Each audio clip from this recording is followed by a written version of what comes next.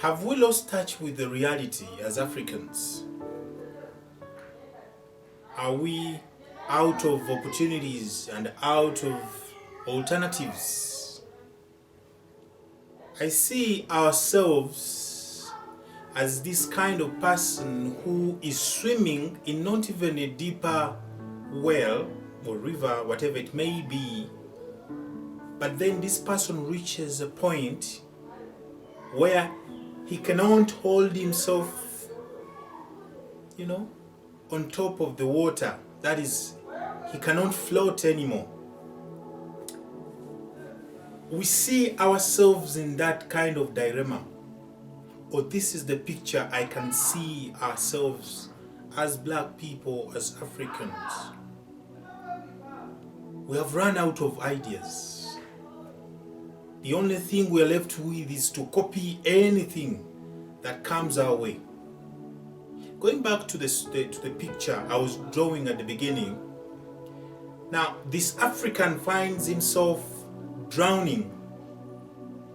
Probably he went to this swamp or whatever well or a river to swim, to enjoy, to rest, to find a better a moment for himself. Then all of a sudden he's in a dilemma. He may drown very soon. It is in such a moment that even when a snake comes swimming past by him in that kind of situation, he uses all his last effort to grab the snake, to hold on to it rather than going down. Now this seems like the kind of position that we are in. We seem to have lost track of everything. We do not know what we're doing. We feel contented. By the way, there are so many of you who are listening to me and you say, no, my things are in order, my children are in school, I have a better job here and there, I'm doing this and that, and my life has been on a pattern. Are you so sure the ground that you are holding, the foundation you are building your future generation? Because like it or not, you have kids. You are talking about your kids being in school and you're happy about that. Probably in the best schools where you're paying a lot of money. When you see what is happening, the truth remains that we are just feeling contented for a moment. We have lost touch with reality. We hate ourselves. We hate being Africans. We hate being with this skin color. We hate our cultures. We hate our parents. People hate their parents. Now, let me give you a simple picture. A young man grows up somewhere in the village. His parents struggle to make this young man reach the university elsewhere in the city. And then a point, comes when this young man has done well and is going to leave the village to go in the city and continue with his education. Now, when this young man reaches the university, he is, introduced to a lot of things. What happened? You know what happens in the city, the city life, nightclubs, women, booze, and all that kind of life. And then on top of it, the kind of information is fed, the philosophy, the whole curriculum is westernized. At the end of the day, this young man comes out with a degree, and when he looks back to where he's supposed to go, because it would have made a lot of sense if this young man, after getting his degree, he can go back to the village where he came from and creates a difference. But when this young man looks at his degree and his 3 years that he has been at the ivory tower in the city, he does not see himself as a person fit to be down there in the village anymore. Now, this person looks at the parents, his own parents, as witches They look so traditional, so old style, so archaic. This is the situation I'm talking about. This boy or girl may start to hate the parents.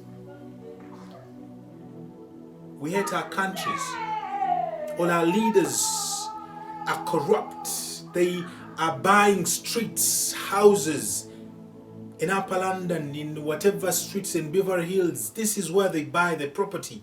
They cannot create anything here because they know that when they move out of leadership, they'll lose everything.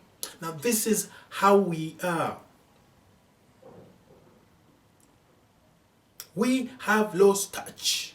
And the question that we must put, in front of us right now is, what really went wrong?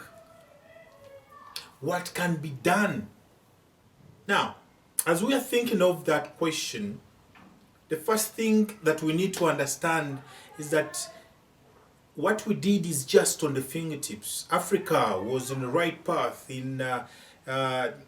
can even go back, way far back before the first century, 50,000 years. We were creating a world.